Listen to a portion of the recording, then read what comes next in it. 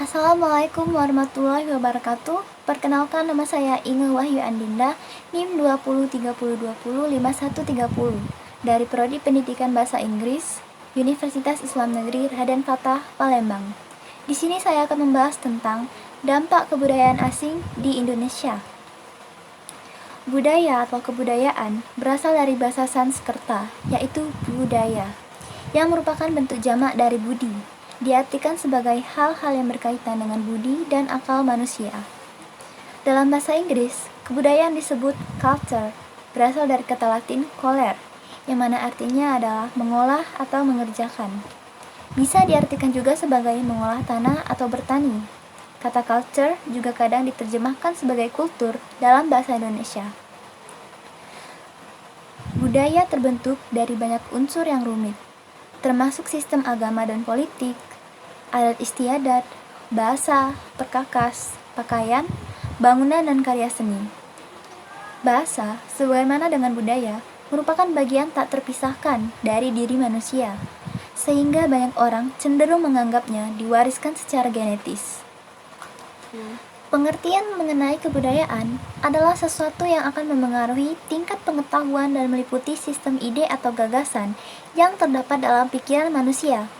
Sehingga dalam kehidupan sehari-hari, kebudayaan itu bersifat abstrak. Sedangkan perwujudan kebudayaan adalah benda-benda yang diciptakan oleh manusia sebagai makhluk yang berbudaya, berupa perilaku dan benda-benda yang bersifat nyata. Misalnya, pola-pola perilaku, bahasa, peralatan hidup, organisasi sosial, religi, seni, dan lain-lain, yang kesemuanya ditujukan untuk membantu manusia dalam melangsungkan kehidupan bermasyarakat. Indonesia telah berakulturasi dengan berbagai kebudayaan dalam waktu yang lama. Letak strategis Indonesia yang berada pada jalur dua pusat perdagangan internasional pada masa lampau, India dan Cina, memberi pengaruh besar kebudayaan pribumi. Dengan terjadinya percampuran antara dua budaya tersebut, maka mengembangkan kebudayaan asli setempat. Selain dari pengaruh budaya asing pada masa lampau, perkembangan pesat era globalisasi saat ini semakin menekan proses akulturasi budaya, terutama pengaruh kebudayaan barat. Dengan kemajuan teknologi modern, mempercepat akses pengetahuan tentang budaya lain, membawa perubahan sampai ke tingkat dasar kehidupan manusia di Indonesia. Pengaruh interaksi dengan budaya barat mewarnai kehidupan masyarakat Indonesia. Pertumbuhan penduduk yang semakin meningkat di negara ini ditambah dengan masalah persediaan bahan pangan, bahan energi, dan bahan industri strategis yang kian langka, serta kesenjangan penguasaan teknologi semakin lebar, berisiko pada pergeseran perbedaan dan kepentingan di masyarakat. Lebih dari itu, kehadiran budaya barat seakan mendominasi dan selalu menjadi trend center masyarakat. Kebiasaan dan pola hidup orang barat seakan menjadi cermin modern. Hal ini jelas mengikis perilaku dan tindakan seseorang. Pada awalnya, pintu masuk kebudayaan asing di Indonesia adalah melalui kegiatan penjajahan para orang asing di Indonesia. Tidak hanya mengambil hasil rempah-rempah dan menjajah pada umumnya, tetapi mereka juga menanamkan budaya mereka untuk mencampuri kebudayaan Indonesia. Dalam revolusi informasi tersebut, intervensi informasi sulit dibendung oleh karena arusnya tidak dibatasi oleh ruang dan waktu. Setiap saat informasi masuk, sudah dapat memasuki setiap kantor dan rumah tangga sekalipun melalui media massa cetak dan elektronik seperti surat kabar, televisi, dan internet. Revolusi informasi salah satu cirinya adalah keterbukaan dan kebebasan informasi. Sungguh sesuatu sulit dielakkan, karena selain memberikan dampak positif seperti adanya informasi, perkembangan ilmu pengetahuan dan teknologi, tapi sekaligus dampak negatif seperti pergaulan bebas, pakaian yang memperlihatkan aurat, pola hidup individual, dan hedonisme. Budaya merupakan sebuah cara hidup yang terus berkembang dan diwariskan dari generasi ke generasi. Cara hidup inilah yang membentuk bangsa Indonesia. Indonesia memiliki jati diri sebagai negara yang memiliki berbagai macam budaya, wajib dihormati, dijaga, dan butuh dilestarikan supaya kebudayaan ini sanggup jadi warisan anak cucu nanti. Namun, seiring berjalannya waktu, banyak budaya asing yang telah masuk ke Indonesia. Dimulai dari zaman penjajahan negara asing, kita telah mengenal mata uang dan bahasa asing. Lalu, pada zaman modern, banyak sekali ditemukan hal-hal yang berasal dari Indonesia. Hal ini tentu saja merupakan hal yang baik, sebab Indonesia terus berkembang menjadi negara dengan rakyat yang memiliki cara pikir yang rasional dan terbuka terhadap perubahan. Di zaman yang serba canggih ini, budaya asing masuk tanpa filtrasi. Masyarakat Indonesia belum bisa memilih budaya asing yang sesuai dan tidak sesuai dengan aturan dan norma di Indonesia. Pengaruh budaya asing ada dampak positif dan negatifnya. Kebudayaan Barat sudah mendominisasi segala aspek. Segala hal selalu mengacu kepada Barat. Peradaban Barat telah menguasai dunia. Banyak perubahan-perubahan peradaban yang terjadi di penjuru dunia ini. Kebudayaan Barat hanya sebagai peta keburuk bagi Timur. Timur yang selalu berperadaban mulia, sedikit demi sedikit mulai mengikuti kebudayaan Barat. Masuknya budaya Barat ke Indonesia disebabkan salah satunya karena adanya krisis globalisasi yang meracuni Indonesia. Pengaruh tersebut berjalan sangat cepat dan menyangkut berbagai bidang kehidupan. Tentu saja pengaruh tersebut akan menghasilkan dampak yang sangat luas pada sistem kebudayaan masyarakat. Begitu cepatnya pengaruh budaya asing tersebut menyebabkan terjadinya goncangan budaya atau culture shock, yaitu suatu keadaan di mana masyarakat tidak mampu menahan berbagai pengaruh kebudayaan yang datang dari luar, sehingga terjadi ketidakseimbangan dalam kehidupan masyarakat yang bersangkutan. Adanya penyerapan unsur budaya luar yang dilakukan secara cepat dan tidak melalui suatu proses internalisasi yang mendalam dapat menyebabkan terjadinya ketimpangan antara wujud yang ditampilkan dan nilai-nilai yang menjadi landasannya atau yang biasa disebut ketimpangan budaya. Secara timbal balik, tiap peradaban akan berpengaruh satu sama lain. Hukum sosial berlaku bagi semua peradaban. Peradaban yang maju pada suatu masa cenderung memiliki pengaruh yang luas bagi peradaban-peradaban lain yang berkembang ke belakang. Perkembangan teknologi, terutama masuknya kebudayaan asing, tanpa disadari telah menghancurkan kebudayaan lokal. Minimnya pengetahuan menjadi pemicu akulturasi kebudayaan yang melahirkan jenis kebudayaan baru. Masuknya kebudayaan tersebut tanpa disadari oleh masyarakat dan diterima secara mentah, akibatnya kebudayaan asli masyarakat mengalami degradasi yang sangat luar biasa. Budaya asing yang masuk ke Indonesia menyebabkan multi-efek. Budaya Indonesia perlahan-lahan mulai punah. Berbagai iklan yang mengantarkan kita untuk hidup gaul dalam konteks modern dan tidak tradisional sehingga memunculkan banyaknya kepentingan para individu yang mengharuskan berada di atas kepentingan orang lain. Akibatnya terjadi sifat individualisme, semakin berpeluang untuk menjadi budaya kesehariannya. Ini semua sebenarnya terhantui akan praktik budaya yang sifatnya hanya memuaskan kehidupan semata. Sebuah kebobrokan ketika bangsa Indonesia telah pudar dalam bingkai kenapsuan belaka berperilaku yang sebenarnya tidak mendapatkan manfaat sama sekali jika dipandang dari sudut keislaman. Artinya, di zaman edan sekarang ini, manusia hidup dalam tingkat hedonisme yang sangat tinggi, berpikir dalam jangka pendek, hanya mencari kepuasan belaka, di mana kepuasan tersebut yang menyesatkan umat Islam untuk berperilaku. Salah satu contoh sederhana sesuai dengan kenyataan. Dari cara berpakaian banyak remaja-remaja, kita yang berdandan seperti selebritas, dan cenderung ke budaya barat. Mereka menggunakan pakaian yang minim bahan dan memperlihatkan bagian tubuh yang seharusnya tidak kelihatan. Padahal, cara berpakaian tersebut jelas-jelas tidak sesuai dengan kebudayaan kita. Tak ketinggalan, gaya rambut mereka dicat beraneka warna. Pendek kata orang lebih suka jika menjadi orang lain dengan cara menutupi identitasnya. Tidak banyak remaja yang mau melestarikan budaya bangsa dengan mengenakan pakaian yang sopan, sesuai dengan berkepribadian bangsa. Jika pengaruh di atas dibiarkan, Jika pengaruh ini dibiarkan, apa jadinya moral generasi bangsa kita? Timbul tindakan anarkis antara golongan muda. Dengan adanya budaya barat atau budaya asing di Indonesia, dapat membawa dampak bagi Indonesia. Dampak masuknya budaya asing antara lain terjadi perubahan kebudayaan, pembauran kebudayaan, modernisasi, keguncangan budaya, melemahnya nilai-nilai budaya bangsa. Dampak tersebut membawa pengaruh besar bagi Indonesia, baik dari segi positif maupun negatif. Indonesia masih terlalu lemah dalam menyaring budaya yang baik, diambil dengan yang tidak. Maka, kita semua sebagai warga Indonesia wajib membanggakan apa saja yang sudah menjadi budaya kita sendiri. Jangan sampai melupakan budaya lama dengan sudah menemukan budaya baru. Indonesia dikenal sebagai negara multi etnis dan agama. Dari situlah Indonesia memiliki ragam budaya yang berbeda-beda. Di setiap budaya tersebut, terdapat nilai-nilai sosial dan seni yang tinggi. Pada kondisi saat ini, kebudayaan Indonesia kini kian memudar secara perlahan. Hal ini dikarenakan semakin berkembangnya teknologi yang akhirnya dapat memberikan dampak negatif terhadap kebudayaan asli Indonesia. Dengan banyak berkembangnya media elektronik, kebudayaan Barat dapat dengan mudah masuk ke Indonesia, sehingga mulai mengubah pola pikir dan perilaku masyarakat Indonesia. Masuknya budaya asing ke suatu negara sebenarnya merupakan hal yang wajar, asalkan budaya tersebut sesuai dengan kepribadian bangsa. Namun, kita harus tetap menjaga agar budaya kita tidak luntur. Langkah-langkah untuk mengantisipasinya adalah antara lain dengan cara menumbuhkan semangat nasionalisme yang tangguh, misalnya semangat mencintai produk dalam negeri, menanamkan dan mengamalkan nilai-nilai Pancasila dengan sebaik-baiknya, melaksanakan ajaran agama yang sebaik-baiknya, dan selektif terhadap pengaruh globalisasi di bidang politik, ideologi, ekonomi, sosial budaya bangsa. Sebagai identitas bangsa, budaya lokal harus terus dijaga, keaslian maupun kepemilikannya, agar tidak dapat diakui oleh negara lain.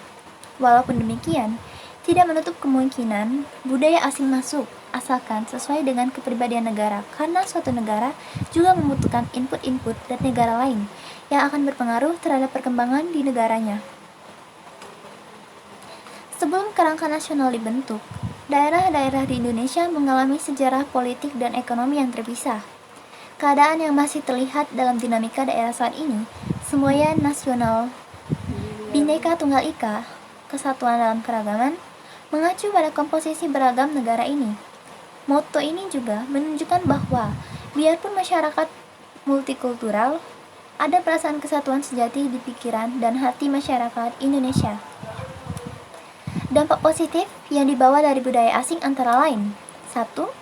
Dapat mempelajari pola pikir dan perilaku bangsa-bangsa maju, sehingga dapat mendorong kita untuk menjadi lebih baik. 2. Ilmu pengetahuan dan teknologi semakin maju.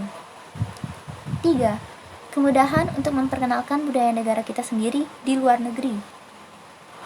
Tetapi sebenarnya, masyarakat Indonesia lebih banyak menyerap dampak negatifnya. Dampak negatif yang dibawa dari budaya asing antara lain: 1. Berkembangnya gaya hidup kebarat-baratan menjadikan hidup bebas. 2. Berkembangnya gaya hidup individualistik bertolak belakang dengan budaya asli kita, yaitu gotong royong. 3. Hilangnya budaya karena campuran dengan negara lain. Para remaja tidak ingin dikatakan kuno, kampungan, kalau tidak mengikuti cara berpakaian ala barat karena dinilai modern, tren, dan mengikuti perkembangan zaman, meski memperlihatkan auratnya yang dilarang oleh ajaran agama, maupun bertentangan dengan adat istiadat masyarakat secara turun-temurun. Selain cara berpakaian dan mode, pergaulan bebas dan cara berhura-hura di kalangan remaja yang dilihat sebagai perilaku yang menyimpang baik secara agama maupun sosial juga menjadi masalah bagi kebudayaan di Indonesia. Umumnya, kalangan remaja Indonesia berperilaku ikut-ikutan tanpa selektif sesuai dengan nilai-nilai agama yang dianut dan adat kebiasaan yang mereka miliki. Para remaja juga merasa bahwa kebudayaan sepertinya terkesan jauh dari modernisasi, sehingga para remaja merasa gengsi kalau tidak mengikuti perkembangan zaman, meskipun bertentangan dengan nilai-nilai ajaran agama dan budayanya. Sehingga, pada akhirnya para remaja lebih menyukai kebudayaan barat dibandingkan dengan kebudayaan kita sendiri. Untuk mengatasi pengaruh kebudayaan asing terhadap kebudayaan Indonesia, khususnya untuk membentengi kalangan remaja dari pengaruh negatif, diperlukan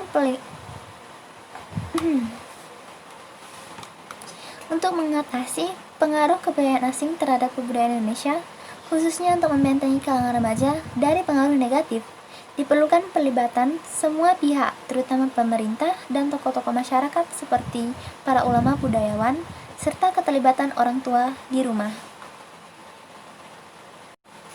Pemerintah hendaknya dapat mengambil kebijakan strategis melalui penataan ulang sistem pendidikan, terutama mengenai pengaturan kurikulum. Umumnya, di setiap sekolah menerapkan sistem pengajaran pengetahuan mengenai ilmu keagamaan kepada para remaja sekolah dengan waktu yang berjalan selama 2 jam dalam seminggu saja. Tentu saja ini kurang memadai waktunya untuk mengharapkan sebuah perubahan perilaku siswa sehingga memerlukan penambahan jam pelajaran atau kreativitas guru bidang studi tersebut dalam bentuk kegiatan keagamaan di lingkungan sekolah, seperti kegiatan pengajian atau kajian-kajian tematik menurut pandangan agama. Sebaiknya, pemerintah menata ulang sistem pendidikan dan mendorong kreativitas guru bidang studi. Mengenai pelajaran dan pemahaman keagamaan, sesungguhnya tidak hanya terpaku pada bidang studi agama yang nilai waktunya kurang memadai.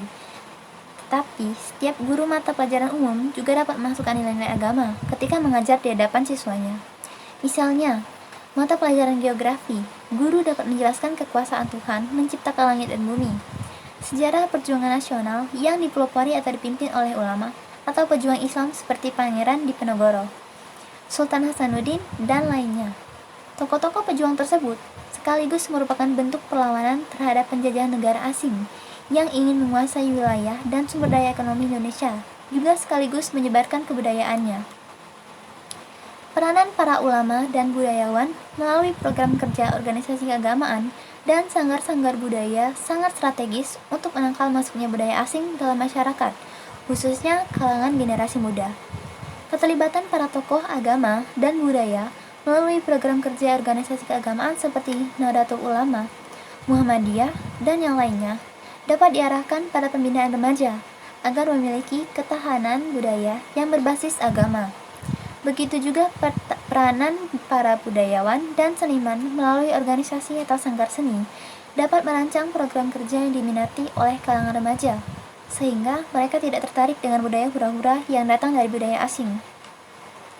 Kalau hal ini dapat diperankan secara maksimal oleh para tokoh agama dan budayawan, maka pola pembinaan generasi muda dapat diarahkan kepada penanaman nilai-nilai Pancasila dan ajaran agama yang lebih terarah dan terukur, baik dari kegiatan-kegiatan internal sekolah seperti pada proses belajar mengajar, maupun di luar sekolah seperti remaja masjid, kesenian, dan budaya. Dengan adanya kebijakan ini, remaja juga dapat berinteraksi sosial secara langsung dengan masyarakat sebagai perilaku sosial. Keluarga merupakan lingkungan anak yang paling banyak waktunya. Orang tua adalah figur utama dalam keluarga yang paling bertanggung jawab terhadap masa depan anak-anak dan anggota keluarga lainnya. Oleh karena itu, lingkungan keluarga sangat berkontribusi terhadap kualitas perilaku atau akhlak anggota keluarga, terutama anak-anaknya. Lingkungan keluarga dan lingkungan sosial harus tetap beriklim positif, dalam artian orang-orang yang ada dalam sekitar kita harus orang-orang yang tidak membawa kita ke dalam kesesatan. Orang tua harus bisa mengambil porsi lebih banyak di antara porsi yang lainnya.